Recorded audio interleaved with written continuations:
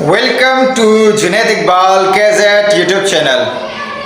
आज की इस वीडियो में हम इथीरियम के हार्ड फोर्क के मुतालिक मालूमात हासिल करेंगे। इथीरियम ब्लॉकचेन इथीरियम 2.0 में कन्वर्ट होने जा रही है। 15 सितंबर 2022 को इथीरियम ब्लॉकचेन का हार्ड फोर्क होगा।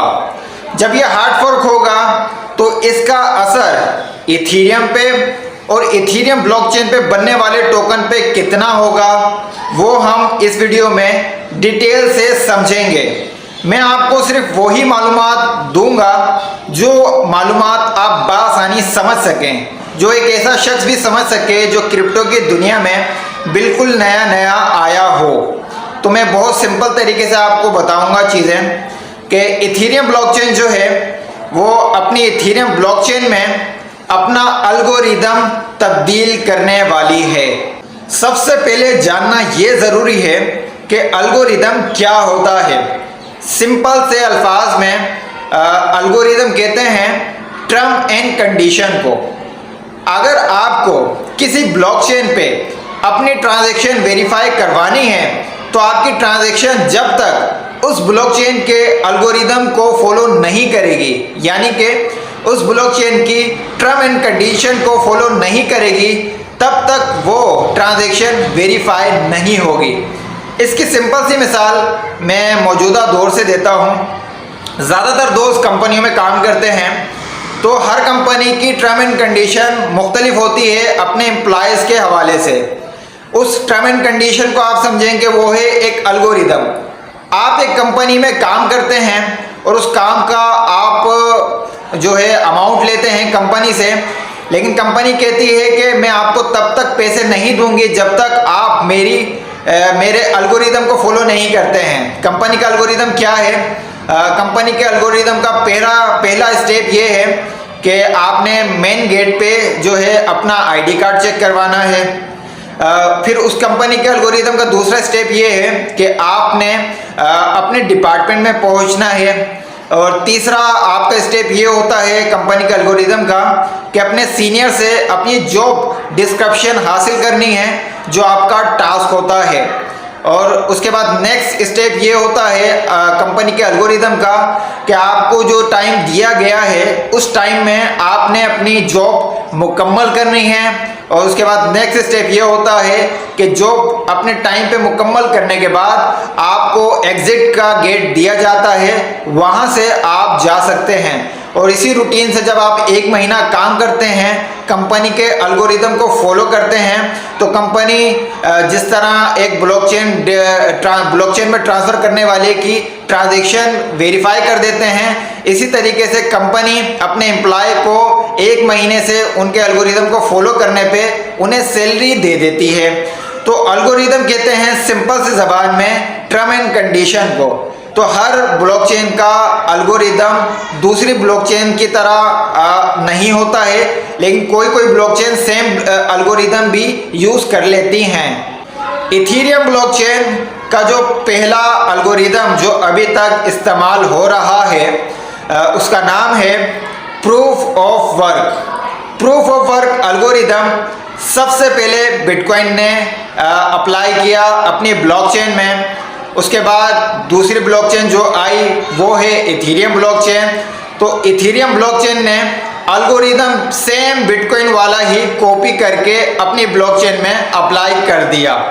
लेकिन जो इथीरियम ब्लॉकचेन के डेवलपर थे उन्हें एक परेशानी जो है वो फेस करनी पड़ रही थी, वो थी गैस फीस की, कि आप जितना बड़ा अपना कॉन्ट्रैक्ट इथीरियम ब्लॉकचेन पे डिप्लॉय करते हैं तो उसकी कोडिंग के हिसाब से आपके ऊपर गैस फीस चार्ज होती है, जो बहुत ज़्यादा कॉस्टली होती है।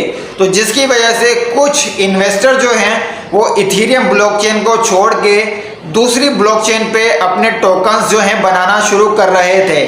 जैसे बाइनेंस स्मार्ट चेन की तरफ लोग मूव हो गए ट्रांजैक्शन फीस की वजह से, गैस फीस की वजह से। मेटिक ब्लॉकचेन की तरफ लोग मूव हो गए क्योंकि उनकी जो गैस फीस है वो इथीरियम ब्लॉकचेन की निस्बत कम है। इस फीस के इशू को सॉल्व करने के लिए इथीरियम ब्लॉकचेन अपना मौजूदा एल्गोरिदम जो प्रूफ ऑफ वर्क है उसे तब्दील करके प्रूफ ऑफ स्टेक में तब्दील कर रही है। जब इथेरियम ब्लॉकचेन अपना एल्गोरिदम प्रूफ ऑफ स्टेक में तब्दील कर देगी तो उसके बाद कोई भी माइनर अपनी माइनिंग मशीन से इथेरियम को माइन नहीं कर सकेगा, क्योंकि माइनिंग का प्रोसेस प्रूफ ऑफ वर्क में था। प्रूफ ऑफ स्टेक में माइनिंग का प्रोसेस ख़त्म हो जाएगा। फिर सिर्फ वो ही लोग रिवॉर्ड में इथेरियम हासिल कर सकेंगे जिन्होंने अपने पास इथेरियम को होल्ड किया हुआ होगा। अब जिन दोस्तों ने इस वक्त इथेरियम परचेज किया हुआ है, क्या वो अभी इथेरियम 2.0 में कन्वर्ट होने के बाद फ़ायदे में आ जाएंगे? तो ऐसा बिल्कुल भी नहीं है।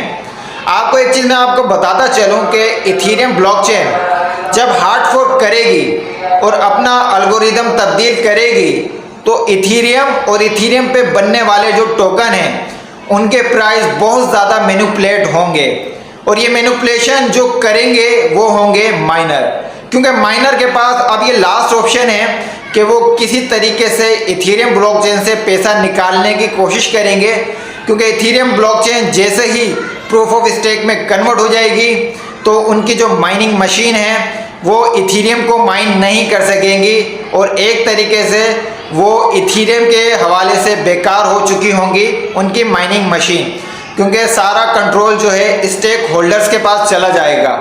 तो ऐसी सूरत हाल में आपने क्या करना है, आप अगर क्रिप्टो मार्केट में बिल्कुल नए हैं, आपको बिल्कुल भी सिरे से चीज़ें नहीं पता हैं, तो आपको मेरा पहला मशवरा यही होगा कि आप अपने मौजूदा इथेरियम को सेल कर दें। सेल करने के बाद आपके इथेरियम ब्लॉकचेन पे बने हुए जितने टोकन भी आपने परचेज किए हुए हैं उन्हें भी आप सेल आउट कर दें। इथेरियम सिर्फ वही दोस्त अपने पास रखें जो डिसेंट्रलाइज वॉलेट में अपने पास इथेरियम होल्ड कर सकते हैं। अगर आपके पास ट्रस्ट वॉलेट है, आपके पास हार्डवेयर वॉलेट है, आपके पास मेटामास्क वॉलेट है, तो यहाँ पे आप अपने जो ये मौजूदा इथेरियम है उन्हें ट्रांसफ़र करके होल्ड कर लें। वहाँ पे तो आपके वो इथेरियम सेफ रहेंगे और आपको एक अच्छा बेनिफिट दे देंगे। लेकिन अगर आप अपने यही इथेरियम मौजूदा किसी centralise exchange, Binance, Huobi, Bitget type जैसे एक्सचेंज में रखते हैं तो यहाँ पे आपके इथेरियम में बहुत बड़ी मैनिपुलेशन ये एक्सचेंज भी करेंगी। तो उससे बचने के लिए बेहतर ऑप्शन यही है, अगर आपने अपना अमाउंट एक्सचेंज में ही रखना है तो फ़ौरन उसको सेल आउट कर दें। इथेरियम ब्लॉकचेन पे बनने वाले टोकन की मालूमात कैसे हासिल करें तो वो मैं वीडियो के आगे आपको बता देता हूँ। सेम इसी प्रोसेस से आप अपनी जो मौजूदा होल्डिंग करेंसी हैं उनको सर्च करें। अगर उनको सर्च करने के बाद पता चलता है कि उनमें से भी कोई करेंसी इथेरियम पे बनी हुई है तो उस करेंसी को भी आपने फ़ौरन सेल कर देना है। आपने विज़िट करना है coinmarketcap.com की वेबसाइट को विज़िट करेंगे, इस तरीके का पेज आपको शो होगा। आपने सबसे पहले क्या करना है, जो करेंसी आपके पास मौजूद है उस करेंसी का नाम आपने यहाँ पे सर्च करना है। मैं मिसाल के तौर पे यहाँ पे सर्च करके दिखाता हूँ। पहली करेंसी USDT हर किसी के पास होगी ही होगी।